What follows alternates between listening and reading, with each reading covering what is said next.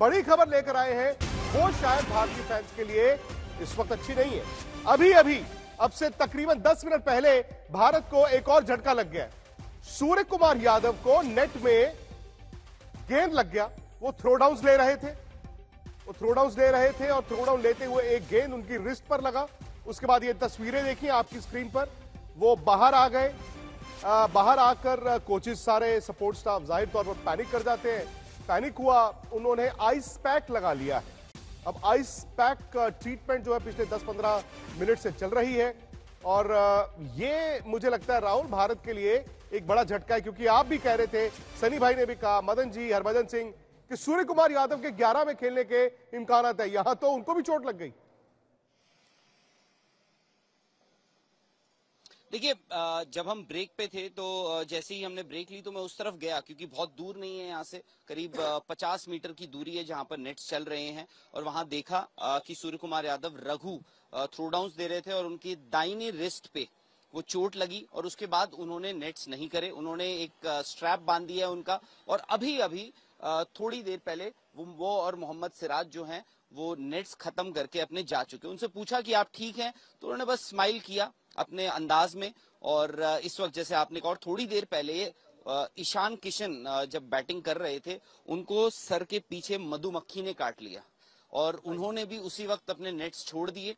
और उनके साथ भी थोड़ा देसी इलाज, जो हम कहते हैं ना कि लोहा रगड़ लेते हैं, तो उनके साथ भी वही हुआ। तो दो जो विकल्प आपके हम मान रहे थे हार्दिक पांड्या के, पहले मधुमक्खी ने काटा ईशान किशन को, और उसके बाद रिस्ट पे इनके चोट लगी है। अब ये देखना पड़ेगा कि क्या होता है, कहीं स्वेलिंग आती है, कोई डिस्कम्फर्ट। हालांकि बहुत ज्यादा परेशान दिखे नहीं सूर्य कुमार यादव, जब जा रहे थे आराम से उनकी रिस्ट स्ट्रैप्ड थी और वो हाथ हिलाते हुए जा रहे थे। मैंने पूछने की कोशिश करी तो उन्होंने खाली मुस्कुराकर अपना जवाब दे दिया, और क्योंकि औपचारिक तौर पर वो कुछ कह नहीं सकते। सनी भाई, मुझे नहीं मालूम कि इस उम्र में अगर मैं ये कहूं कि आपकी जरूरत बैटिंग में पड़ सकती है तो आपको कैसा लगेगा, लेकिन ये तो पिछले 15-20 मिनट ये अल्फ्रेड हिचकॉक वाली बात हो गई कि जो दो विकल्प हैं बैटिंग के, मधुमक्खी काट गई है ईशान किशन को और सूर्य के हाथ पर गेंद लग गया।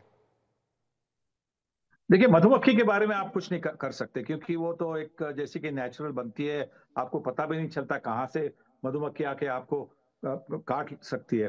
पर नेट प्रैक्टिस के लिए ये सबसे जरूरी है कि आप पूरी तरह से प्रोटेक्शन करिए अपने आप को, और खास करके जब आप थ्रो डाउन ले रहे हैं, क्योंकि थ्रो डाउन होता है तो गेंद काफी तेजी से आती है, और छोटा सा भी अंतर होता है। ऐसा नहीं कि थ्रो डाउन 22 यार्ड से करते हैं जैसे कि बॉलर करते हैं।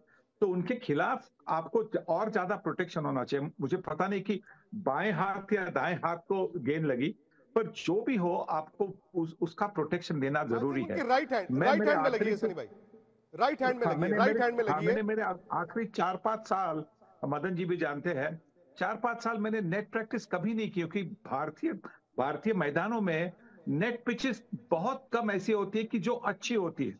एक कानपुर की देखिए, एक पुणे में देखिए, वो पिचेस बहुत अच्छी